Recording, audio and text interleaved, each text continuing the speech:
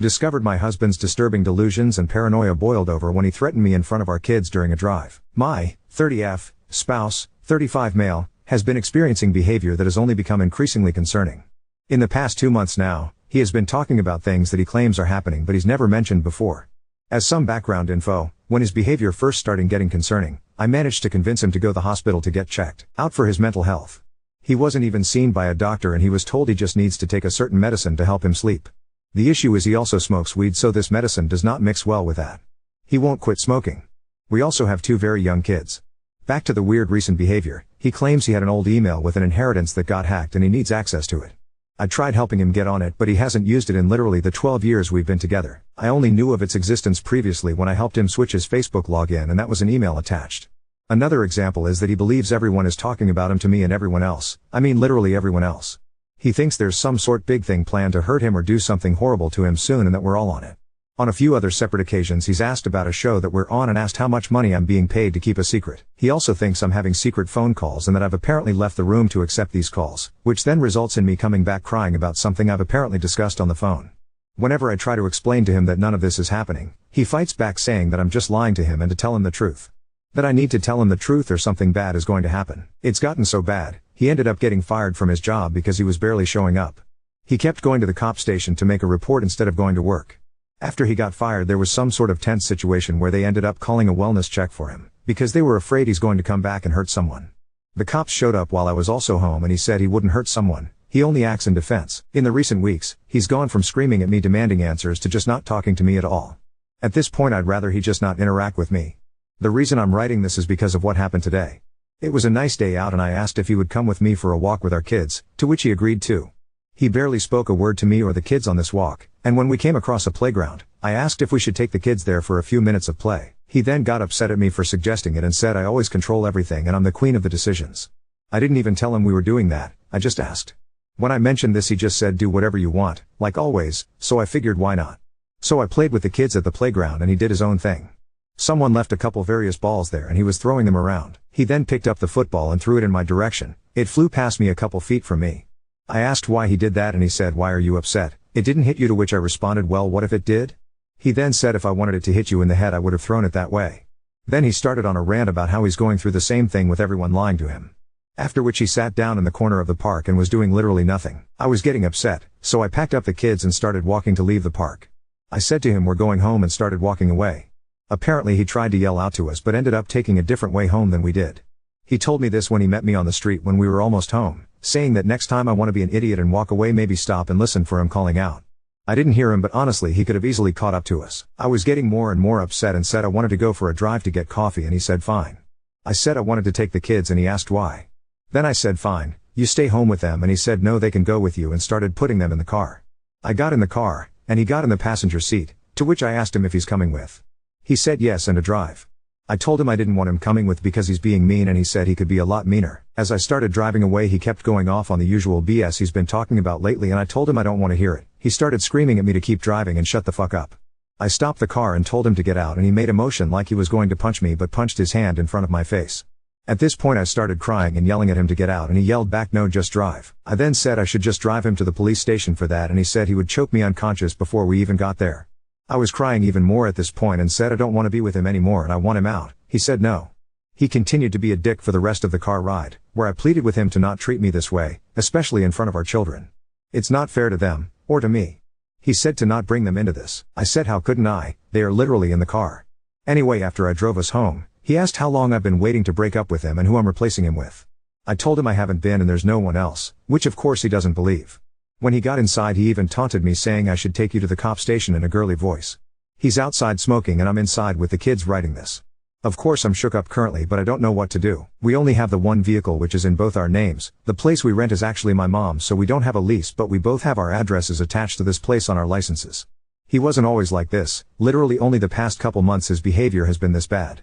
I miss the person he used to be, I miss that he would spend time with me, with the kids, but he spends all his time by himself now. I don't know if he's going through some sort of manic episode or what's triggering this change in behavior but I really don't know what to do.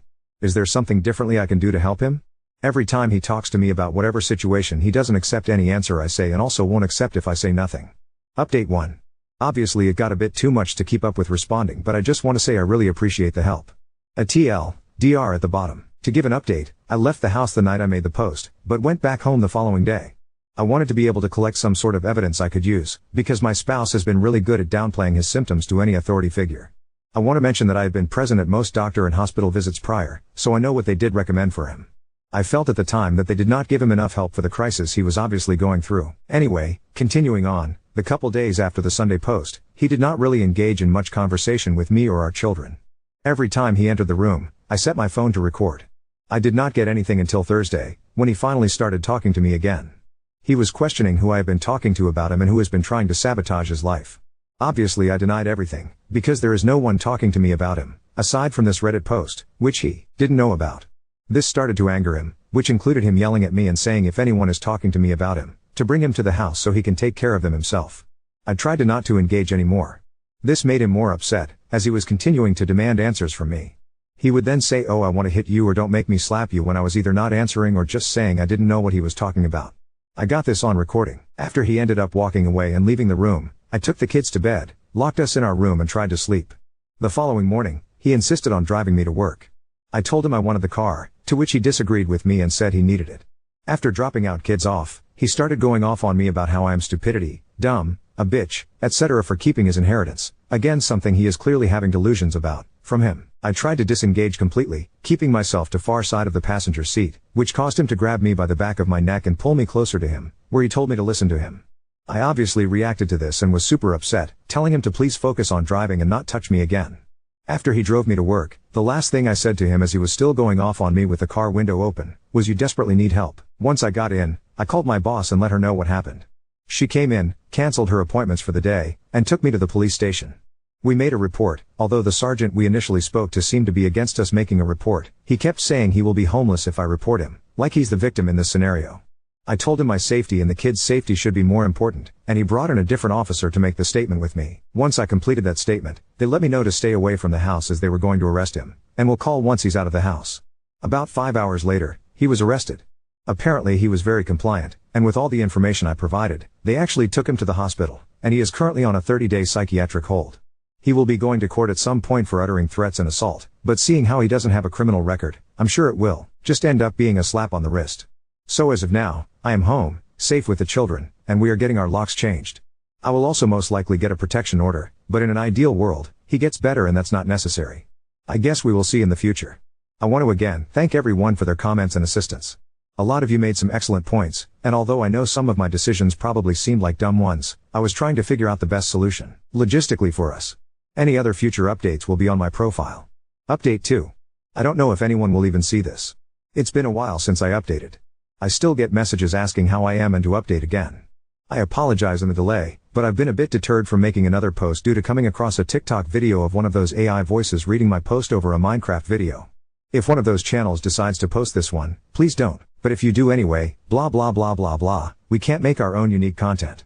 Anyway, on to the actual update. My spouse is doing a lot better. He received the treatment he needed in the psych ward of the hospital, gets a shot every so often instead of taking pills, and only smokes cigarettes now. He's back to his normal self, engages in conversation with myself and our children like he did before this crazy shit happened, has a job, and honestly, is being a better partner overall. It took a lot of time for me to feel like I could trust him again, but we've taken a lot of time to work on things and get back to how we should be. I know a lot of people wanted me to leave and never look back. But you have to realize how he acted in my initial post was nothing like how he is as a person. Obviously he had some sort of weird psychosis happening, which could have been a result of a high intake of marijuana, plus a couple added stressors. I don't want to go into too many details because it will give away where we are, but basically something traumatic happened under 10 years ago that happened again a month before he started acting strange. It was one of those types of events that forces you out of your home for undetermined amount of time. Anyway, that's all the detail I want to go into that. Obviously he was affected by it more than I thought, because when this event happened, I was the one having a difficult time and he was my rock. But after we were able to go back home and have some normalcy, that's when things started changing for him. It started with him randomly needing to gain access into an old email, to thinking he was being recorded all the time like he was on the Truman Show or something, to thinking that everyone, including me, was out to get him. This is when the threats of violence started happening. I was obviously in disbelief because in the entire time we've been together, nothing like this has ever happened.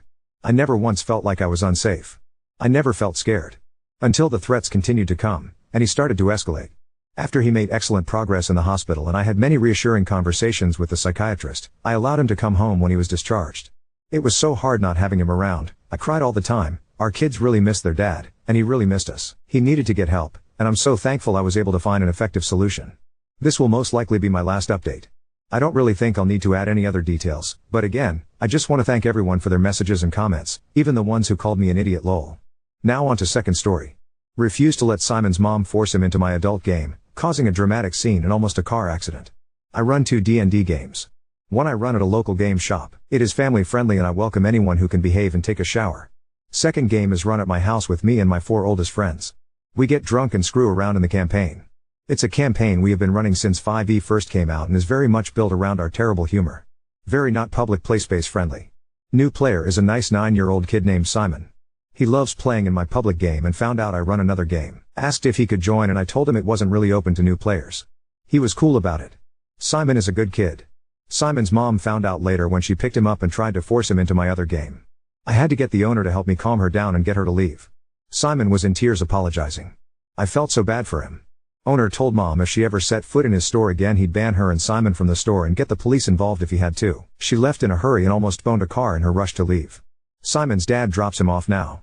He came to me and the owner and begged our forgiveness. Turns out mom wanted Simon in my game as a form of babysitting so she could go out and party with her other terrible mom friends. We told him as long as it's him dropping Simon off there won't be any issues. He's a good kid. And I'd hate to lose our monk. Edit, thanks for indulging in my drama sharing. Love the hobby. Simon is a great little dude. His dad is a great big dude. Glad to have met them. Thanks everyone for letting me spam replies and shoot the breeze. You're all great. Update 1.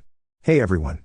It has been pure chaos the last few days but after everyone was so nice I figured I'd let you guys know what has happened since it's mostly good news and should put some minds at ease.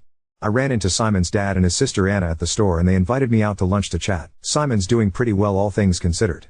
Dad says he and mom were already most of the way through the divorce process but he and his, almost, ex-wife agreed to keep it quiet until they had finalized some agreements. Mom showed her ass yet again and basically admitted she didn't want Simon very often and negotiated for some money in exchange for giving full custody to dad with a few holiday visitations if she can make it. She's moving a few states away to live with some of her friends from college. He doubts they see her more than once a year if that.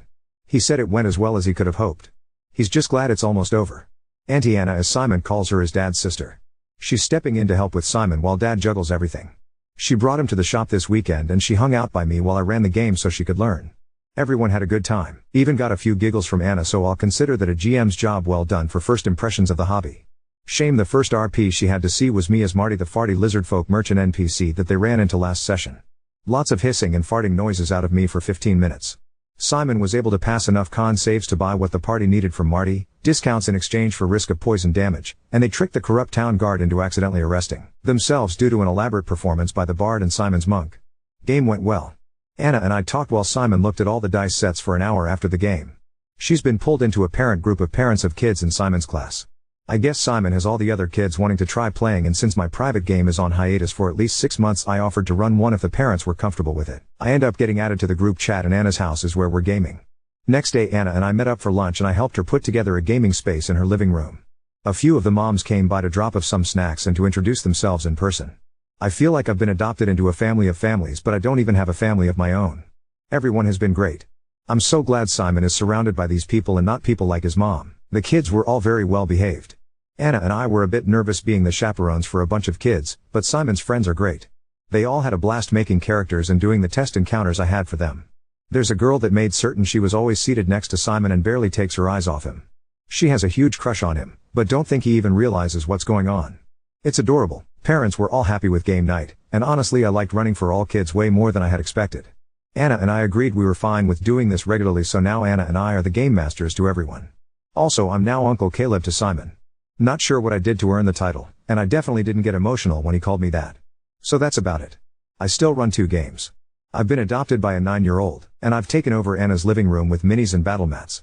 Simon is an incredible little dude and I'm glad to have met him and his amazing family, one parent excluded. Update 2. It's been a week. I've known this woman for about a week and I've already fallen hard. Infatuation levels are all set to max. She's incredible. Gonna be spending a lot of time with her for a few weeks and I and a lot of folks we know are saying I should ask her out. I'm going to. I just want to let us get through this busy point and take a bit of time to get to know her more first before I do that. Update 3. My nephew Simon is the coolest little dude in the universe. His interest in board games is starting to really take off ever since Anna brought him over to my place and he saw my shelf of games. He absolutely loves Ticket to Ride. I gave it to him and he wants to play it next game night. The public game party is now chasing the big bad through a few portals leading to a chronomancer's domain in the stomach of a kraken. So that should be fun. Simon has expressed interest in learning to DM. I'll teach him everything I know. I would gladly play in any campaign that boy runs. He said he has some ideas and I intend to help him make those into dice-based reality. As for how he's handling the situation with his mom, Simon is doing well, but he struggles. He's very clingy toward Drew. I'm betting this is normal for kids in Simon's situation. Simon has Drew, Anna, and a good head on his shoulders. He'll be fine. Drew and Simon spend a lot of their time together just doing little projects. They're currently putting together a puzzle while watching Simon's shows. Drew told me this was a once-a-month thing due to his work schedule. Now it's several times a week and they both love it. Drew did need a little time to decompress from dad mode, so one night he and I went out to a bar for a few drinks. He told me about his plans to take Simon out of town on a father-son trip. Simon's just excited the hotel has a pool. Drew says he doesn't plan to date or do anything anytime soon. The ink's still dry on the divorce papers. I think single dad is what I want to be right now. He wants to focus on Simon and figuring out what life looks like for them going forward. As for Anna, she was initially busy balancing work, Simon, game nights, and a bunch of other responsibilities since she stepped up to help Drew. Things stabilized a lot faster than anyone expected, with the divorce resolving smoothly and Simon being the easiest child in the world to take care of. Now that Drew is using vacation time, she has had a bit more free time until he goes back to full-time work. So she's been catching up on some of her hobbies like baking and playing games on her Switch. I had to come over and run the cables to hook it up to her TV because she couldn't reach. She also needed my help setting up her Wi-Fi when she got a new router. And she has had multiple issues with her laptop that I've had to resolve for her. That woman is brilliant in every other regard, but truly clueless when it comes to tech. But I was paid for my ticket resolutions and homemade meals, so I'll call it even. The more time I spent with Anna, the more confident I got that asking her out was the right call. So I asked her out and she said yes. Unfortunately, Anna gets migraines semi-regularly and one hit her just before our date. I came over and she was visibly miserable but trying to convince me it was okay and we'd still go out. I practically had to order her to go get into bed. Got her migraine pills and some water for her, blacked out the curtains and told her to call if she needed anything. She called me a few hours later asking for something to eat because she was feeling better, so I got her some dinner and ate with her. She kept trying to apologize, but I told her to make it up to me with another date next day. Which we were able to actually go on. It was a fantastic night. Had some amazing food and walked around town and talked, then went back to drop her off and we sat out in my car for another hour and talked. The last thing she said before getting out and running in was, "You're my boyfriend now, by the way," before shutting the door. I had no intention to argue even if she'd left me time to. Since then we've gone on a few more dates with our free time and we're both really happy with how things are going. It turns out Anna was a few days away from asking me out herself if I didn't make a move. She also hasn't stopped teasing me about Marty and his farts. And I told her about the werewolf Pierre Wolf I'm using soon and she won't stop patting my head and calling me the good boy. I'm not giving her character previews anymore. I guess that's it. In the last few weeks my life has changed so drastically it's insane. This may be strange to say, but thank you for sharing in this internet sharing circle thing that this became for me. Update 4. I've been putting off clearing out my old storage unit for a year now. Asked my girlfriend if she'd help me clean it out and I'd take her to lunch after. I hadn't looked in some of these boxes in the years I've had them since high school, but for some reason was confident I had thrown anything too embarrassing out years ago. Well, I was taking a box back to the car when I hear my girlfriend start cackling. I come back and she is holding up a bag of personal time reading material I had from when I was in high school and had to take trips to a family cabin with no internet for weeks at a time. I was a teenager, don't judge me too much. She's laughing so hard she was crying and my face was burning so hot I could have cooked an egg on it. She spent lunch snickering and making fun of me. And she made sure to point out how similar many of those girls looked to her. I then had to explain that 15-year-old me would have high-fived me until his arm fell off if he knew you were who he'd get to date in 20 years. I however would not have trusted that hand. I know where it has been. Update 5. Short update before I get back to work. Had breakfast with Drew, Anna, Simon, and his mom. She's just left to move into her new place out of state. Simon had wanted to see her before she left because he loves his mom, but she was impatient, so we all had to get up early and do breakfast instead of lunch. She proceeded to complain to Drew about something divorce related, give Simon a gift card, a hug, and an empty apology about moving so far away. Simon got maybe 10 minutes of time with her after we ate before she rushed herself out the door. Though not before implying I'm only hanging out with Drew and Simon to get with Anna. Drew and Simon are just deflated and saddened. Drew really thought she was going to do better at least this once before she left. Simon is currently locked up in his room. And Anna almost had to be physically restrained from chasing her out into the driveway with her flip-flop in hand. What an awful monster of a woman. Reminds me of my mother.